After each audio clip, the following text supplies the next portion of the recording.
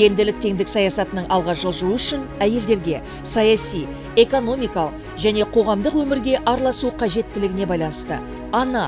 ұстаз педагог ретінде билік пен халықтың бір тұтастығын дамытуға қызмет етуге бекінген Нұрекенова Нұргүл Жақсылыққызы 21 жыл білім жолында ерен еңбегімен таныла білді. 10 жылға қадам басқан сапалы білім, білікті маман, жұмыспен қамту моделімен бағдарланған Оңтүстік Қазақстан индустриалды инновациялық колледжінің басшылығында теориялық білімді тәжірибемен ұштастыра білудің нәтижесінде жан-жақты дамыған нағыз кәсіби маманның өсіп жетілуі және өрлеудің қозғаушы күшіне айналу жолындағы еңбегінің нәтижесі білікті көшбасшы екендігінің жарқын үлгісі. Халық үніне құлақ асатын мемлекет бұл шын мәнісінде әділетті мемлекет құру тұжырымдамасын тиек еткен Нұрекенова Нұргүл Жақсылыққызына сенім білдіре отырып дауыс беруге шақырамыз.